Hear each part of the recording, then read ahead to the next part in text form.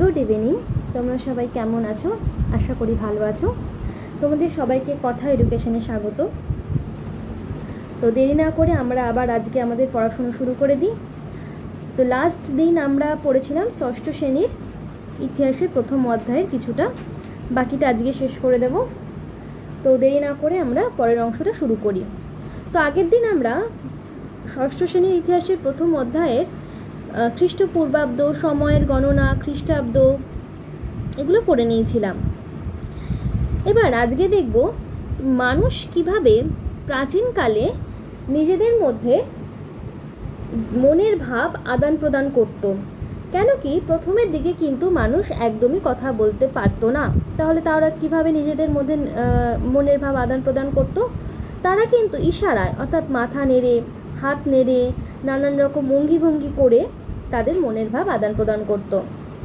পরবর্তীকালে তারা ছবি এঁকে বিভিন্ন পাথরে, গুহার দেওয়ালে, নানান স্থানে ছবি এঁকে নিজেদের মনের ভাব বোঝাতো। ধরা যাক তারা শিকারে যাবে, তখন তারা শিকার করার ছবি আঁকত। এইভাবে তারা একজনের মনের কথা আরেকজনকে বোঝাতো। ভাষা আসে অনেক পরে। আসলে ভাষা আসে মানুষ যখন তারা ইশারায় কথা বলতো, তখন তাদের মুখ থেকে বিভিন্ন আওয়াজ বেরোতো। তো এই আওয়াজটাই আস্তে আস্তে ভাষায় পরিণত হয়। এই যে বিভিন্ন যে ছবি আঁকতো, সেই ছবি কিন্তু এখনও আমরা দেখতে পাই। বিভিন্ন গুহা চিত্র, বিভিন্ন গুহায় এই ছবিগুলো এখনও কিন্তু দেখা যায়। এরপর আসি আমাদের পরের অংশে রয়েছে মাটির ওপরের ইতিহাস ও মাটির নিচের ইতিহাস। এই যে আমরা ইতিহাস জানতে পারছি, প্রাচীনকালের ইতিহাস পড়ছি, এই ইতিহাস কিভাবে জানতে পারছি? বিভিন্ন ঐতিহাসিক উপাদান থেকে জানতে পারছি। ঐতিহাসিক উপাদান বলতে সেই উপাদানগুলো, যে উপাদানগুলো থেকে আমরা পুরনো দিনের কথা জানতে পারি, সেগুলোকেই পুরনো দিনের ইতিহাস জানতে পারি, সেগুলোকেই ঐতিহাসিক উপাদান বলা হয়। সেই ঐতিহাসিক উপাদান বিভিন্ন জায়গা থেকে পাওয়া গেছে। মাটির নিচ থেকে খুঁড়ে পাওয়া গেছে, মাটির ওপরে, অর্থাৎ বিভিন্ন মন্দির, বিভিন্ন পুরনো কেল্লা, বিভিন্ন স্তম্ভ, বিভিন্ন পাথরের ওপর লেখা, এই সব কিছু থেকে আমরা ইতিহাসকে পেয়েছি। তো এই যে ইতিহাসের উপাদান, এই ইতিহাসের উপাদানগুলো সেই জিনিস যা থেকে আমরা প্রাচীনকালের ইতিহাস জানা যায়। আমরা প্রাক ইতিহাস, প্রায় ইতিহাস, এই দুটো ধারণাই পেয়েছি। প্রাক ইতিহাস হচ্ছে সেই সময় ইতিহাস যেখানে কোনো লিখিত উপাদান পাওয়া যায়নি, আর প্রায় ইতিহাস হচ্ছে সেই ইতিহাস যেখানে লিখিত উপাদান পাওয়া গেছে, কিন্তু আজও সেগুলো পাঠোদ্ধার অর্থাৎ পড়া সম্ভব হয়নি। তো এই দুটো সময়ের ইতিহাস জানার জন্য কিন্তু আমাদের বিভিন্ন ঐতিহাসিক উপাদানের ওপর নির্ভর করতে হয়। যেহেতু লিখিত ইতিহাস পাওয়া যায়নি, তাই কিন্তু বিভিন্ন প্রত্নতাত্ত্বিক ঐতিহাসিক উপাদানের ওপর নির্ভর করতে হয়। প্রত্নতত্ত্ব উপাদান হচ্ছে প্রাচীনকালের মানুষের ব্যবহার যে বিভিন্ন উপাদান, যেমন তারা প্রাচীনকালে যেসব জিনিস, যেসব বাসন, গয়না ইত্যাদি ব্যবহার করত, এগুলো হচ্ছে প্রত্নতাত্ত্বিক উপাদান। এগুলো কিন্তু মাটি খুঁড়ে পাওয়া গেছে। বিভিন্ন সময় ঐতিহাসিকরা বিভিন্ন জায়গায় খনন কার্য চালিয়ে এইগুলো খুঁজে বের করেছেন, আর যারা এই উপাদানগুলোকে খুঁজে বের করেছেন তাদেরকে বলা হয় প্রত্নতাত্ত্বিক। প্রত্ন কথার অর্থ হলো পুরনো, তাত্ত্বিক অর্থাৎ পণ্ডিত, অর্থাৎ যারা এই পুরনো জিনিস নিয়ে গবেষণা করে, এই পুরনো জিনিস নিয়ে তারা নিজেদের জ্ঞান অর্জন করেছেন, তাদেরকে আমরা প্রত্নতাত্ত্বিক বলি। এই যে পুরনো দিনের উপাদানগুলো প্রাচীনকালের ইতিহাসের জন্য ভীষণ অন্যতম উপাদান। মানে এগুলো ছাড়া কিন্তু আমরা যে সময়কার লিখিত উপাদান পাওয়া যায়নি, বা যে সময় লিখিত উপাদান পাওয়া গেলেও পড়া যায়নি, সেই সময়ের ইতিহাস জানার ক্ষেত্রে একমাত্র এবং অন্যতম উপাদান হলো কিন্তু এই প্রত্নতাত্ত্বিক জিনিসগুলো বা উপাদানগুলো। এই প্রত্নতাত্ত্বিক উপাদানগুলো কিন্তু প্রত্নতাত্ত্বিকরা মাটি খুঁড়ে বের করে আনে, এবং তারা যখন বের করে না, ভীষণ যত্ন করে বের করে। মানে যেখানে সেখানে খুঁড়ে দিল তাহলে কিন্তু জিনিসগুলো নষ্ট হয়ে যেতে পারে। তারা কিন্তু খুব যত্ন করে তুলি দিয়ে এগুলোকে মাটি থেকে বের করে আনে, পরিষ্কার করে খুব ধীরে, ভীষণ ধৈর্য ধরে। আচ্ছা, যাই হোক, এরপর আমরা এই যে প্রত্নতাত্ত্বিক উপাদানগুলো যে জায়গা থেকে পাওয়া যায় সেটাকে বলে প্রত্নক্ষেত্র। মানে ধরো হরপ্পা সভ্যতার যে নিদর্শন পাওয়া গেছে, সেই অনেকখানি অঞ্চল জুড়ে প্রত্নতাত্ত্বিকরা কী করেছিল, খনন কার্য শুরু করেছিল। তো এই জায়গাটাকে বলা হয় প্রত্নক্ষেত্র। এরকম যেসব জায়গা থেকে প্রত্নতাত্ত্বিক উপাদান পাওয়া যায় সেগুলোকেই বলা হয় প্রত্নক্ষেত্র। আর এই প্রত্নক্ষেত্রগুলোতেই প্রত্নতাত্ত্বিকরা খনন কার্য চালায়, অর্থাৎ খোঁড়াখুড়ি চালিয়ে কিন্তু বিভিন্ন প্রত্নতাত্ত্বিক উপাদান, পুরনো দিনের ব্যবহার করা মানুষের জিনিস কিন্তু তারা খুঁজে নিয়ে আসে, বের করে নিয়ে আসে, এবং এগুলো থেকে আমরা প্রাচীনকালের ইতিহাস জানতে পারি। কী কী বার করে আনে? প্রাচীনকালের মানুষের ব্যবহার্য কিছু জিনিস তারা পায়, ধরো কোনো প্রাচীন বা পুরনো সভ্যতার ধ্বংসাবশেষ পায়, তখনকার মানুষের ব্যবহার্য গয়না, ভার, বাসনপত্র বা কিছু পাত্রের গায়ে লেগে থাকা শস্যের দাগ, সেটা থেকে বোঝা যায় যে সেই অঞ্চলে কীরকম শস্য হতো, বা কবর, মানুষের হাড়, পশুর হাড়, এই বিভিন্ন রকম পশুর হাড় পাওয়া গেছে, এর থেকে বোঝা যায় যে সেই সময় কীরকম কী পশু ছিল। বিভিন্ন কবর থেকে বোঝা যায় যে সেই সময় মানুষের যে শেষকৃত্য, অর্থাৎ মানুষ মারা যাওয়ার পর তাদেরকে কীভাবে কবর দেওয়া হতো বা কী করা হতো, এগুলো সব কিন্তু এই জিনিসগুলো পাওয়ার থেকে আস্তে আস্তে বোঝা গেছে বা জানা গেছে। এছাড়াও বিভিন্ন মাটির পাত্রের গায়ে বিভিন্ন কারুকার্য, নকশা, এগুলো থেকে সেই সময়কার চিত্রশিল্প কীরকম ছিল সেগুলো জানা যায়। বিভিন্ন দেবদেবীর মূর্তি পাওয়া যায়, সেই দেবদেবীর মূর্তিগুলো দেখে জানা যায় যে সেই সময়কার মানুষের ধর্ম বিশ্বাস কীরকম ছিল, বা তাদের যে আধ্যাত্মিকতা বা পূজা অর্চনা কেমন হতো, সেই সব কিছু কিন্তু এই প্রত্নতাত্ত্বিক উপাদানগুলো থেকেই জানা যায়। আর এই প্রত্নতাত্ত্বিক উপাদানগুলোই আমাদের প্রাচীনকালের ইতিহাস জানতে কিন্তু সর্বোপরিভাবে সাহায্য করেছে। এই প্রত্নতাত্ত্বিক উপাদানগুলো বিভিন্ন জায়গায় সংগ্রহ করে রাখা হয়, যে জায়গাগুলোতে সংগ্রহ করে রাখা হয় সেটাকে বলে জাদুঘর। জাদুঘরে বিভিন্ন প্রত্নতাত্ত্বিক উপাদান, মাটির নিচ থেকে পাওয়া পুরনো দিনের নানা প্রত্নবস্তু কিন্তু সংগ্রহ করে রাখা হয়। সেখানে শুধু বাসনপত্র বা ব্যবহার্য জিনিস তা না, অনেক পশুর হাড়, কঙ্কাল এসবও সংগ্রহ করে রাখা হয়। বিভিন্ন ধরনের মুদ্রা, প্রাচীনকালের মুদ্রা, অস্ত্রশস্ত্র, পোশাক, এসব কিছু সংগ্রহ করে রাখা হয়। আর এটা এই যেখানে সংগ্রহ করে রাখা হয় তাকে বলা হয় জাদুঘর। জাদুঘরকে ইংলিশে বলে মিউজিয়াম। এরপরে বলেছে টুকরোগুলো জুড়তে, অর্থাৎ টুকরো মানে কি?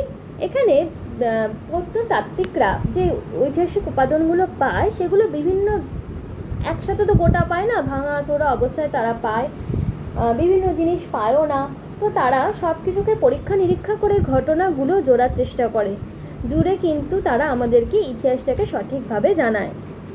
এই যে প্রত্নতাত্ত্বিক উপাদান বা ঐতিহাসিক উপাদানের কথা আমরা বলছি, এই উপাদানগুলিকে বিভিন্ন ভাগে ভাগ করা যায়, যেমন লেখমালা, মুদ্রা, বিভিন্ন স্থাপত্য ভাস্কর্য, মাটি খুঁড়ে পাওয়া বিভিন্ন প্রত্নবস্তু। এই চারটে ভাগে প্রধানত ভাগ করা যায়। এই যে মাটি খুঁড়ে পাওয়া বিভিন্ন প্রত্নবস্তু, এই সম্পর্কে আমরা জানলাম। এবার আসি লেখমালায়। লেখমালা কি?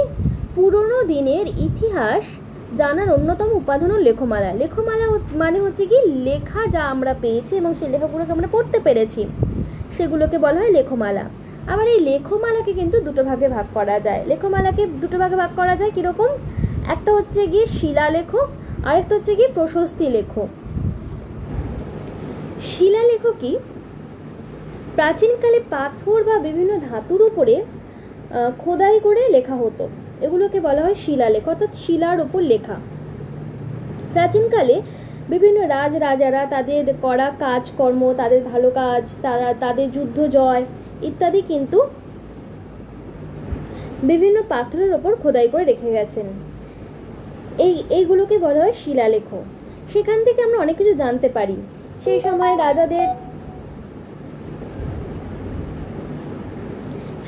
রাজাদের কীর্তি, কী করেছেন, সেই রাজা কতদিন শাসন করেছেন, বা কোথায় কোথায় তার সাম্রাজ্য ছিল, এসব কিছু শিলালেখ থেকে জানতে পারি।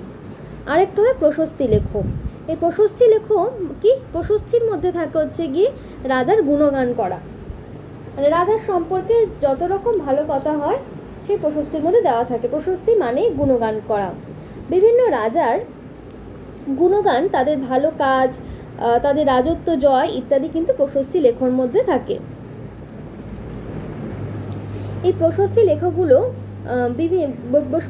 লেখগুলো থেকেও কিন্তু সেই সময়ের রাজাদের কীর্তি, তাদের সময়কাল, তাদের শাসন সম্পর্কে অনেক কিছু জানা যায়। যেমন অন্যতম একটা বিখ্যাত প্রশস্তি লেখ হচ্ছে গিয়ে গুপ্ত সম্রাট সমুদ্রগুপ্তের এলাহাবাদ প্রশস্তি। আসলে প্রশস্তি লেখকগুলো কিন্তু বেশিরভাগই রাজাদের যে কবিরা থাকতো, রাজাদের সভা কবিরা থাকতো, তারাই রচনা করতো। আসলে রাজার সভা কবি সে কখনোই রাজার নামে বাজে কথা বলবে না, তা সেই জন্য কিন্তু প্রশস্তি লেখকগুলো বেশিরভাগ কিন্তু রাজাদের সভাকবিরই লেখা থাকতো। তবে এই প্রশস্তি লেখকগুলো থেকে কিন্তু ইতিহাসকে লেখার কাজে যখন এই প্রশস্তি লেখকগুলোকে কাজে লাগানো হয়, তখন কিন্তু সেইগুলো তথ্যগুলোকে খুব ভালো করে পরীক্ষা করে নেওয়া হয়। কারণ যেহেতু প্রশস্তি লেখো, সেগুলোর থেকে কিন্তু কিছু ভুল ইনফরমেশন থাকতে পারে। এছাড়াও ঐতিহাসিক উপাদানের আরেকটি অন্যতম উপাদান হচ্ছে গিয়ে মুদ্রা। প্রাচীনকালে বিভিন্ন রাজারা তাদের নামে মুদ্রা চালু করতেন। সেই সব মুদ্রা থেকে সেই সব রাজাদের শাসনের সময়, তাদের রাজত্বকাল, তাদের রাজত্বের যে এলাকা বা অঞ্চল, সেগুলো কিন্তু জানা যায়। যেমন সব কুষাণদের ইতিহাস কিন্তু মুদ্রা থেকেই বেশিরভাগটা জানতে পারা যায়। প্রাচীনকালের ইতিহাস জানার আরেকটা অন্যতম উপাদান, সেটি হচ্ছে গিয়ে স্থাপত্য, ভাস্কর্য এবং চিত্রকলা। এই স্থাপত্য, ভাস্কর্য, চিত্রকলা কি? স্থাপত্য, ভাস্কর্য, চিত্রকলা হচ্ছে গিয়ে, ভাস্কর্য হচ্ছে গিয়ে বিভিন্ন মন্দিরের গাত্র, মন্দিরের দেওয়াল বা বিভিন্ন পাথরের ওপর কী করা হতো, নকশা করা হতো, বিভিন্ন রকম নকশা করা হতো। কখনো সেখানে দেবদেবীর মূর্তি ফুটিয়ে তোলা হতো, কখনো সেখানে পশুর মূর্তি বা মানুষ ইত্যাদি ফুটিয়ে তোলা হতো। এগুলোকে বলা হতো ভাস্কর্য। তো এই ভাস্কর্যগুলো দেখেও কিন্তু প্রাচীনকালের যে ইতিহাস, সেই সম্পর্কে কিন্তু অনেক কিছু জানতে পারা যায়। এমনকি এখনও আমরা সেই ভাস্কর্যগুলোকে দেখতে পাই। বিভিন্ন পুরনো দিনের মন্দির, যেমন চোল আমলের মন্দির, এইসব মন্দিরগুলোতে গেলে কিন্তু আমরা যে ভাস্কর্যের নিদর্শন, সেগুলো দেখতে পাই। আরেকটি গুরুত্বপূর্ণ উপাদান কি? চিত্র। প্রাচীনকালে বিভিন্ন গুহার প্রাকৃতিক রঙকে কাজে লাগিয়ে চিত্র আঁকা হতো। প্রাকৃতিক রং কেন? কারণ তারা প্রাকৃতিক জিনিস দিয়ে রং তৈরি করতো, যেমন মাটি দিয়ে বা পাতার রস, বিভিন্ন ফুলের রস দিয়ে কিন্তু রং তৈরি করতো। তো সেই জন্য প্রাকৃতিক রং দিয়ে আঁকা কিন্তু চিত্র আমরা গুহার মধ্যে দেখতে পাই। হ্যাঁ, সেই চিত্রগুলো কিন্তু সেই চিত্রগুলোর বিভিন্ন যে গুহা, সেগুলোর মধ্যে অন্যতম ভীমবেটকা গুহা, অজন্তা গুহা।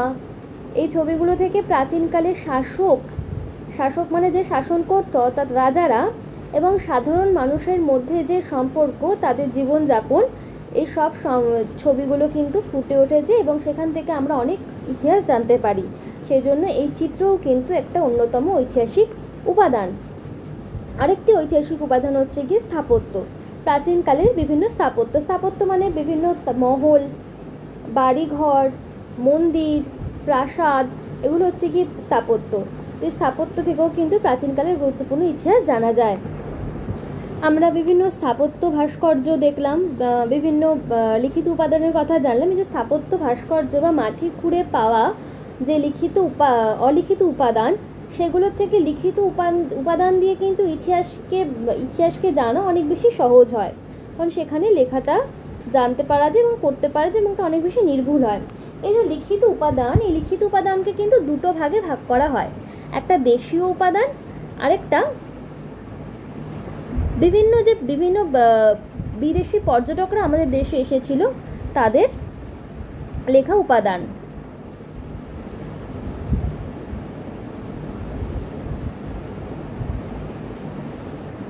এই দেশীয় উপাদানকে, দেশীয় উপাদান আর বিদেশি উপাদান, এই দেশীয় উপাদানকে আবার তিনটে ভাগে ভাগ করা যায়, দুটো ভাগে ভাগ করা যায়। একটা ধর্মনিরপেক্ষ সাহিত্য আর একটা ধর্মভিত্তিক সাহিত্য। ধর্মনিরপেক্ষ মানে যেই সাহিত্যগুলো ধর্মকে কেন্দ্র করে নয়, মানুষের জীবনযাপন, রাজাদের কার্যকলাপ, রাজাদের শাসন বা সাধারণ মানুষের সাথে রাজাদের সম্পর্ক, এই সমস্ত কিছুকে নিয়ে লেখা হয়েছে, সেটাকে বলা হয় ধর্মনিরপেক্ষ। আর ধর্মভিত্তিক বিভিন্ন ধর্মকে কেন্দ্র করে যে সাহিত্যগুলো গড়ে উঠেছে সেগুলো ধার্মিক সাহিত্য। যেমন জৈন ধর্মের বিভিন্ন লেখা, বৌদ্ধ ধর্মের বিভিন্ন লেখা, এগুলোকে বলা হয় ধর্মভিত্তিক সাহিত্য। এই ধর্মনিরপেক্ষ বিভিন্ন বিষয়ে লেখা আমরা পাই। তার মধ্যে অন্যতম রাজনীতি সম্পর্কে লেখা, ব্যাকরণ, বিজ্ঞান, রাজনীতির, অর্থনীতির বিভিন্ন কথা, এছাড়া বিভিন্ন নাটক, চিকিৎসা শাস্ত্র, এই সব কিছু কিন্তু নিরপেক্ষ সাহিত্যের মধ্যে পড়ে। এর মধ্যে অন্যতম বাণ ভট্টের হর্ষচরিত। আর ধর্মীয় সাহিত্যের মধ্যে ধর্মভিত্তিক সাহিত্যের মধ্যে কী কী পড়ে বা ধর্মভিত্তিক উপাদানের মধ্যে কী কী পড়ে? ভারতে মূলত 3 ধরনের ধর্মভিত্তিক উপাদান পাওয়া যায়, যেমন বিভিন্ন পুরাণ, জৈন ধর্মের লেখা এবং বৌদ্ধ ধর্মের লেখা। এই বিশেষত খ্রিস্টপূর্ব 600 থেকে ইতিহাস জানার জন্য এই লেখাগুলি খুবই জরুরি। খ্রিস্টপূর্ব 1500 অব্দ থেকে খ্রিস্টপূর্ব 600 সময়ের ইতিহাস জানার ক্ষেত্রে এই সাহিত্যগুলো খুবই জরুরি ভূমিকা পালন। এছাড়াও যেটা অন্যতম উপাদান সেটা হচ্ছে কি বৈদেশিক উপাদান।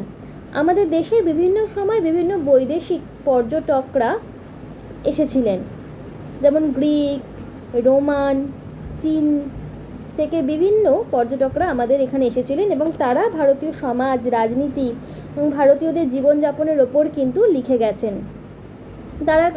তারা বিভিন্ন সময় এসেছিলেন, বিভিন্ন রাজার সময় এসেছিলেন। তারা যে রাজার সময় এসেছিলেন সেই রাজাকে নিয়ে লিখেছেন। তাদের সময় সমাজ কীরকম ছিল, তাদের সময় অর্থনীতি কীরকম ছিল, কৃষি কেমন হতো, এই সব নিয়ে তারা লিখেছেন। তবে এই বিদেশি লেখকদের একটা সীমাবদ্ধতা থেকে থাকে, কেননা তারা বিদেশ থেকে আসতো, তারা এখানকার সংস্কৃতি বা এখানকার ভাষা তারা জানতো না। তাদের লেখার মধ্যে সেই জন্য অনেক ভুল ত্রুটি রয়ে গেছে। সেই জন্য তাদের লেখাগুলোকে যখন ঐতিহাসিক উপাদান হিসেবে নেওয়া হয় বা ইতিহাস লেখার কাজে লাগানো হয়, সেগুলোকে কিন্তু খুব নিখুঁতভাবে পরীক্ষা নিরীক্ষা করার পরই গ্রহণ করা হয়েছে বা হয়। তাহলে এই গেল তোমাদের ইতিহাসের প্রথম অধ্যায়, অর্থাৎ ইতিহাসের ধারণা। এরপর আমরা পরের দিন থেকে দ্বিতীয় অধ্যায় শুরু করব। আর এই অধ্যায়টা কেমন লাগলো জানিও। আর তোমাদের যদি মনে হয় এখান থেকে ছোট প্রশ্ন উত্তর করিয়ে দেব, তাহলে আমাকে কমেন্টে জানিও, আমি নিশ্চয়ই করিয়ে দেব। আর আবারও বলছি যে ইতিহাসকে ভয় পাওয়ার কোনো দরকার নেই। ইতিহাসকে যদি পড়ে একবার বুঝতে পারো সেটা খুবই সোজা। এরপরে সাল তারিখ যেগুলো মনে রাখার দরকার, সেই সব ঘটনা যদি পরপর পড়তে পারো তাহলে কিন্তু সেটাও খুব সোজা।